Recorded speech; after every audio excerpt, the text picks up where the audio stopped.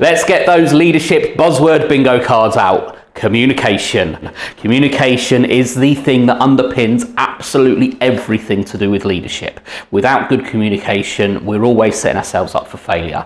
The problem is communication isn't a simple thing. It's nuanced, it's contextualized, there's layers to it. There's all sorts of different aspects that's going to affect whether we're a good communicator or a bad communicator.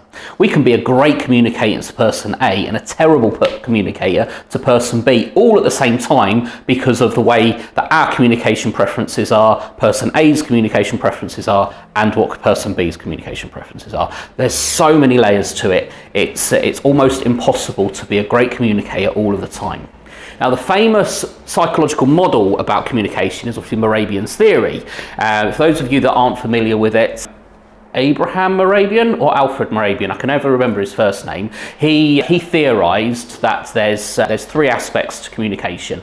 55% of communication comes from your body language, excuse me, 38% from your tone, and only 7% from the words that you use. Now, it has been discredited in recent years because the way in which he determines these figures was based on a very, very tiny snapshot. I think it was 38 women that he used in his experiment and asked them to speak one word. So actually, and he is quoted later on as saying that three-dimension, it's not really what he was saying, but from a basic understanding of communication, it's actually quite a useful starting point. Consider this. Have you ever fallen out with your partner, with a loved one, over a text message? A text message that maybe you sent with the intent of making them laugh, and it's been interpreted in completely the wrong way, and it's ended up in a massive row.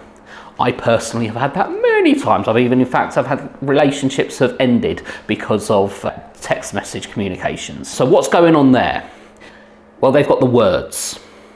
That's it. So by that Morabian model, they've only got 7% of your intent of what you were trying to communicate because they've only got the words.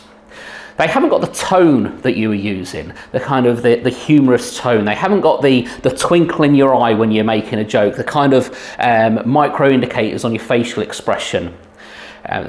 All of these factors, they really do count. We've also then got what's going on with them in that moment that they received that text message. Are they under a huge amounts of stress? Are they at work and they've just come out of a really intense meeting and they're really threaders and stressed out? Have they just had a massive row, I don't know, with a friend, with their mum, with a family member? So they're not open to receiving humour because they're in such a bad mood. There's loads and loads of things that incorporate this. So when I hear so much about remote working, for example, remote working's fine because we've got instant messenger and we can email people. We've got things like Slack. There are other, obviously, messaging services available. But again, we're only giving away, by Morabian's theory, 7% of the intent behind our communication. I can remember falling out hugely with one of my bosses because they sent an email kind of informing me of, not just me, informing everybody of a new process for requesting leave and requesting personal development courses, that sort of thing.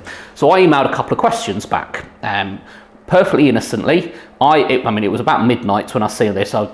I was on nights and I saw it at midnight, so I was probably tired, so my tone probably wasn't that. But because this individual who'd sent out this, by the time he'd received it, he had dozens and dozens of responses in a negative way. So by the time he saw my response, he assumed that I was having a go. That's the lens through which he was sort of, from my point of view, I was just asking questions. He sent me, let's say, not a very nice email in response. And guess what my reaction to that was? So he and I, who'd known each other for years, who actually got on quite well outside of work, huge conflict in the workplace, purely through misunderstanding of what each other's intent was through electronic communication.